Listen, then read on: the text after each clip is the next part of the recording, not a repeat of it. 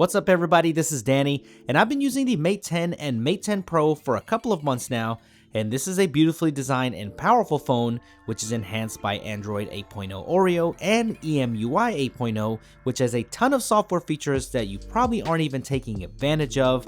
Today I'm going to show you 10 features that you can do with EMUI 8.0 on the Mate 10 and Mate 10 Pro that you probably don't know about. Let's start this thing off with one of the most powerful features, and that is PC mode. With just an inexpensive USB-C to HDMI cord, you can turn your Mate 10 Pro into a full desktop experience. We've seen this before with Samsung's DeX for the Galaxy S8, but you gotta pay extra for this dock, and with the Mate 10, you don't have to. You get a nice and clean desktop interface. You even have dual Bluetooth support, so you can wirelessly connect both a mouse and a keyboard at the same time, or you can just use the phone's display, which I think works really well. If you don't want to use PC mode, you can just mirror your phone's display and turn it into landscape mode. This is ideal for playing your mobile games on a bigger screen. This is very useful if you're a student on a budget and need to type up some documents and do research on a larger display and you don't have a laptop. And great for business if you're responding lots of email and even using this for presentations in an office setting. And what's great is that when this display is being projected, you don't see notifications pop up on the screen, so your privacy is intact, so that personal text that just came in doesn't show up on the screen while you're sharing. That can be embarrassing, so this is genius. The second feature is small but also genius, and this is the smart split screen. If you get a text message while you are watching a video and you need to respond, there's a button at the upper right corner. It creates a quick split screen so it doesn't interrupt your video. You can see the full conversation and you can reply to that text message and then go right back to enjoying your video. I really love this feature and I don't know why this isn't on every phone out there. Number 3 is the Neural Processing Unit, or NPU, built into the phone. This is a dedicated chip to keep your phone fast by prioritizing your most used apps, and without getting too technical, it's working hard behind the scenes to make your life easier without you even thinking about it. But what you may not know is that it's built right into the camera app with AI object and scene detection. You can see it happening right here in real time, so if you're taking pictures of your pet, it recognizes that, pops up as an icon in the lower right corner, and automatically adjusts contrast, color, saturation, and more to give you that ready to share look right out of the camera. It even does the same thing with landscapes, sunrise, sunset, food, flowers, plant life, and more, and does all of this without mobile data since it's built in right into the NPU. Another feature where the AI steps in is the accelerated translation feature. This is one of the fastest and easiest translation solutions that I've seen. You can also do this offline, which makes it even more useful. You just take a picture of the text and almost immediately you get a translation, and this is very helpful for flyers or reading road signs or instruction manuals like this when you're in another country. You can also do this with voice, so let's say that you're traveling and you need some help and you are lost. Hello, I am lost. Can you help me, please? Hola. Estoy perdido. ¿Me puedes ayudar, por favor? You can split the translator so you can have a more engaging two-way conversation. This with offline support can be a very powerful tool for traveling for communication, and it works surprisingly well.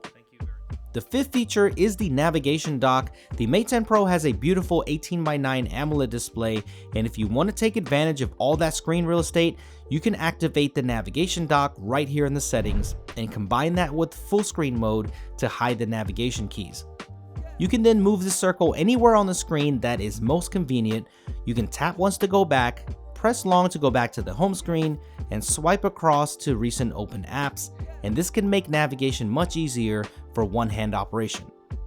Number 6 is the dynamic wallpaper. With certain themes, you can get a different wallpaper every time that you turn on your phone. You'd be surprised how much this livens up your phone experience.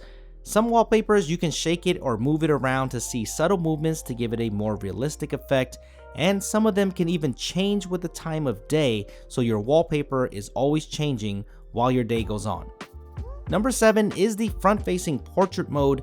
The Pixel 2 and iPhone 10 have made big splashes with their front-facing portrait mode abilities, but the Mate 10 and Mate 10 Pro also has this. Just hit the portrait button and you will see it work in real time. You can even change the amount of artistic flair that goes into these shots, so that's nice. The images come out softer and more artistic than some of the competitors, but I feel like this is the way that Huawei and Leica intended it to be. There's a unique look to the portrait shots, so let me know what you think. Number 8 is the 2x lossless zoom, and even though that the secondary camera is dedicated to the monochrome sensor, the phone is able to use both of the cameras to give you a 2x lossless zoom.